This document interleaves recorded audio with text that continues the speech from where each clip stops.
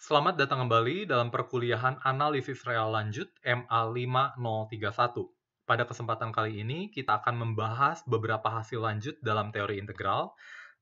Secara lebih jauh, kita melihat integral Riemann-Stieltjes dari fungsi yang bervariasi terbatas. Mari kita melihat hasil lanjut dalam teori integral ini.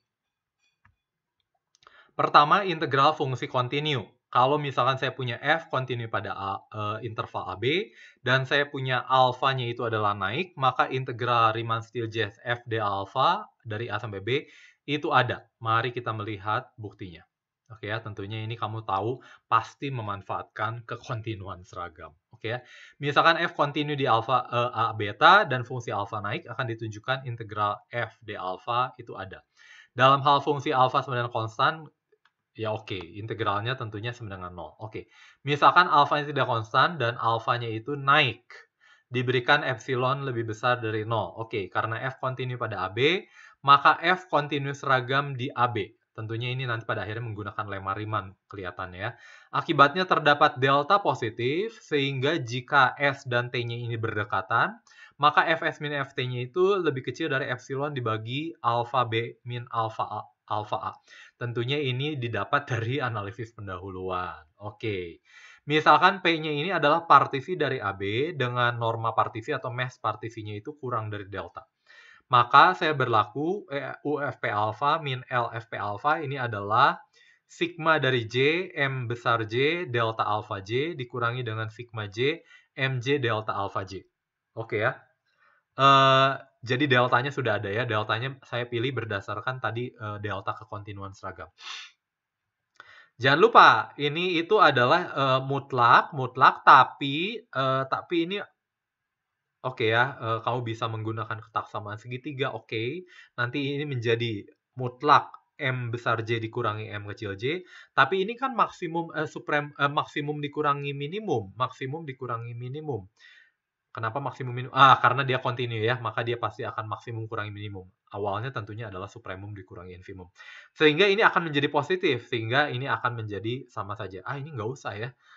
Malah nggak usah. Malah tidak usah pakai ketaksamaan segitiga. Langsung menjadi seperti ini. Nggak masalah ya. Karena MJ-nya selalu lebih besar dari MJ. Dan delta alpha J-nya sama gitu ya. Oke. Jadi saya punya ini akan M besar J dikurangi M kecil J. Ini jangan lupa, ini itu pada interval apa? Ini kan sebenarnya nilai fungsi maksimum dan minimum. Nilai fungsi pada interval di sini. Oke ya, pada interval di sini.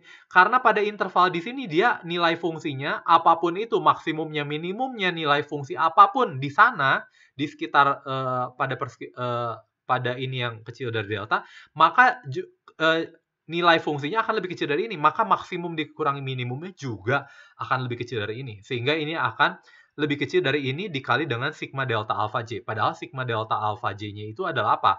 Ini adalah nanti kolaps gitu ya, nanti sisanya tinggal alpha B min alpha A. Ini dikurang, dicoret, nanti sisanya tinggal epsilon. Jadi saya punya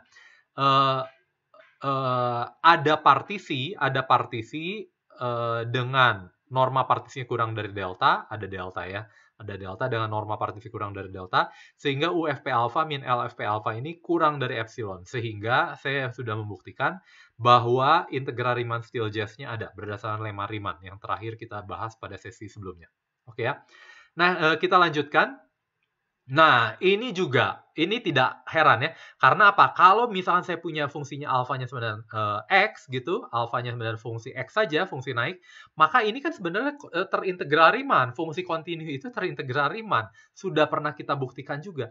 Dengan cara yang sama, kalau alfanya ini saya ganti X, nanti ini fungsi monoton itu terintegralkan. Karena apa? Karena kamu sudah tahu berdasarkan kriteria keterintegralan Lebesgue. Kalau dia fungsi monoton, maka dia punya diskontinunya itu pasti diskontinu loncat, kamu sudah tahu, dan diskontinu loncat hanya sejumlah terhitung. Karena jumlahnya hanya sejumlah terhitung, maka berdasarkan kriteria keterintegralan Lebesgue dia akan terintegralkan. Jadi dia akan terintegralkan. Nah, ini pada kasus yang terintegral Riemann-Stieltjes juga berlaku yang sama. Ini adalah perumumannya ya. Alfa naik dan kontinu pada AB, dan fungsi f monoton naik pada AB, maka integral f d alfanya ada. Mari kita lihat buktinya. Oke, misalkan fungsi alfa naik dan kontinu dan fungsi f monoton akan ditunjukkan f d alfa ada. Tanpa mengurangi keumuman, misalkan alfa beta min alfa A-nya itu akan lebih besar dari 0. Kalau sama dengan 0, ya konstan, maka pasti langsung sama dengan 0 semuanya ya, nggak masalah. Dan fungsi f monoton naik. Fungsi f itu monoton naik. Yes, diberikan epsilonnya lebih besar dari 0. Misalkan L-nya itu adalah alfa B dikurangi alfa A. Dan M-nya itu adalah F di B dikurangi F di A. Oke. Nah, selanjutnya pilih bilangan asli K, bilangan asli, sehingga M dikali L per K itu lebih kecil dari epsilon. Ini tentunya berdasarkan analisis pendahuluan. Sekali lagi berdasarkan analisis pendahuluan. Dan kamu tahu ini L per K itu menjadi apa? L per K-nya itu menjadi mass dari mass dari ini ya? Enggak ya? Oke, iya ya. Ini jadi panjang dari alfa B ke alfa A dibagi dengan mass alfa gitu kira-kira ya. Oke, kira-kira seperti itu. Nah, misalkan P0-nya ini adalah sama dengan A, P0-nya sama dengan A, dan P1 ini adalah titik di kanan P0, sehingga alfa P1 min alfa P0 itu sama dengan L per K. Oke ya, hal ini mungkin. Kenapa? Karena alfanya itu kontinu. Alfanya kontinu, tidak perlu naik di sini, sehingga pasti akan terdapat P1 anggota AB yang memenuhi ini alfa P1-nya itu sebenarnya alfa P0 ditambah L per K gitu ya. PJ juga sama. Nanti ini adalah tentunya adalah alfa PJ dikurangi alfa PJ min 1. Jadi nanti pada akhirnya delta alfa J-nya itu selalu konstan L per K kira-kira. Nah, nanti delta-nya ini nilai fungsinya M, nanti M dikali ini kurang dari epsilon. Kira-kira seperti itu ya. Oke, sehingga didapat PK-nya itu sama dengan B. Oke, bisa didapat ya. Oke, akibatnya kita peroleh partisi P itu adalah P0 sampai PK dari AB. Oke. Selanjutnya karena F naik, maka untuk setiap interval IJ, nilai maksimum terjadinya di PJ. Ingat ya, interval IJ itu adalah apa? PJ min 1 sampai PJ. Maka maksimumnya di PJ dong. Oke ya. Dan nilai minimumnya di PJ min 1. Jadi UFP alpha min LFP alpha ini pakai normanya yang mana? Normanya oke. Normanya nanti yang L per K ini ya. Jadi ini sigma MJ min MJ dikali delta alpha J. Oke ya, ini berubah langsung jadi nggak ada mutlak ya, kamu tahu. Karena ini lebih besar dari ini dan ini selalu sama. Jadi saya punya padahal MJ min delta alpha J-nya menjadi apa? Delta alpha J-nya konstan L per K. L per K keluar, jadi sigma dari MJ itu apa? FPJ dikurangi FPJ min 1. Lah, jumlahan ini kan ini kolaps juga, sisanya tinggal yang paling besar FB dikurangi FA. Padahal FB min FA itu adalah M. Jadi LM per K, ini kan lebih kecil dari epsilon, jadi ini lebih kecil dari epsilon. Ya, oke ya. Oke, jadi saya punya ini kalau fungsi alfa naik dan kontinu dan fungsi f-nya monoton pada AB, maka integral f d alfanya ada. Dalam hal ini saya perlu alfanya bukan saja naik tapi juga perlu kontinu ya kalau fungsi f-nya monoton. Oke. Nah, ini integral parsial, kamu bisa lihat dengan cepat saja ya. Sebenarnya ini dg-nya itu saya menggunakan teorema nilai rata-rata. Karena dg-nya itu kan menjadi apa? Ini akan menjadi G dari PJ dikurangi G PJ min 1. Ini kan sama dengan apa? G aksen G aksen dari UJ dengan UJ-nya itu antara PJ dan PJ min 1 dikali dengan panjang PJ dikurangi PJ min 1 gitu ya. Nanti akhirnya kira-kira saya akan mendapatkan seperti ini. Ya, detailnya kamu coba sendiri. Integral parsial. Integral parsial ini hanya aplikasi dari menggunakan ini aja ya, menggunakan lemma ini. Ini sebenarnya kalau di buku lemma. Ya oke, kamu di buku juga bisa melihat buktinya seperti ini. Nah, mungkin yang harus harus hati-hati ketika saya menggunakan integral FDG, apakah ada, jangan lupa G-nya itu harus fungsi naik. Apakah G-nya fungsi naik? Apa perlu nggak ya G-nya fungsi naik? G besar. Oke, kamu coba pikirkan ya. Coba pikirkan. Oke, di sini berikut adalah definisi integral Riemann-Stieltjes, tapi untuk alfa turun. Ini pintar sekali ya. Kalau alfa turun, min alfa itu naik. Jadi, ini adalah, oh ini salah ya, seharusnya ini minus dari integral AB f d minus alfa. Ini salah ya, ada negatifnya di sini. Jadi itu saya definisikan untuk alfa turun. Kalau D minus alfa jadi aneh dong, ini jadi negatifnya. Oke ya, jadi harus sekali negatif lagi, sekali lagi, supaya berubah menjadi yang seperti depan. Oke, nah selanjutnya, jadi saya punya untuk alfa turun, saya sudah punya. Nah, definisi integral Riemann-Stieltjes untuk variasi alfa sekarang. Alfanya boleh naik, boleh turun. Misalkan sekarang fungsi alfa itu adalah alfa 1x min alfa 2x dengan alfa 1 dan alfa 2 itu adalah naik. Alfa 1 dan alfa 2 naik. Maka untuk setiap f di AB, definisikan integral f d alfa. Integral f d alfa itu adalah integral f d alfa 1 dikurangi integral AB f d alfa 2. Oke ya, tentunya oke. Ininya menjadi alfa A, ini menjadi seperti gabungan fungsi naik dan fungsi turun gitu kira-kira ya. Ini alfa 1, alfa 2. Oke. Nah, ini selanjutnya kita akan bicara tentang definisi total variasi. Misalkan F-nya itu dari AB ke real. Untuk setiap X anggota AB, definisikan VF, fungsi VF itu untuk setiap titik X itu adalah supremum dari jumlahan ini atas semua partisi di interval A sampai X. Atas semua partisi di interval AX. Oke ya. Kalau VFB, karena ini F-nya dari A sampai B, ini biasanya kita sebut total variasi kalau dia kurang dari tak hingga, total variasinya itu kurang dari tak hingga, total variasi dari F, maka kita katakan F-nya itu fungsi bervariasi terbatas pada AB. Fungsi bervariasi terbatas pada AB ya. Besaran VFB ini disebut total variasi dari F di AB. Nah, pada akhirnya nanti saya akan memperumum, bukan saja ini bisa naik turun gitu, naik turun, tapi nanti saya bisa perumum juga untuk naik turun, tapi naik turunnya nggak boleh terlalu banyak. Dalam hal ini total variasinya harus hingga. Oke, jadi nanti saya punya integral Riemann-Stieltjes untuk fungsi bervariasi terbatas. Kira-kira tujuannya untuk itu. Fungsi bervariasi terbatas tidak mempunyai total osilasi yang tak terbatas. Oke. Lebih jauh lagi, jika fungsi f terdiferensial pada AB, maka Vfx itu adalah integral dari f aksen t dt sampai x. Oke, kalau dia terdiferensialkan ya, itu bisa kamu buktikan. Nah, ini ada kemonotonan fungsi dari Vf. Jangan lupa ya, ini fungsinya Vf di titik x, maka nilai fungsinya Vfx. Hati-hati ya. Jadi kalau fungsi f-nya bervariasi terbatas pada interval AB, maka fungsi Vf ini naik pada AB. Fungsi Vf ini naik pada AB. Oke ya, buktinya sederhana.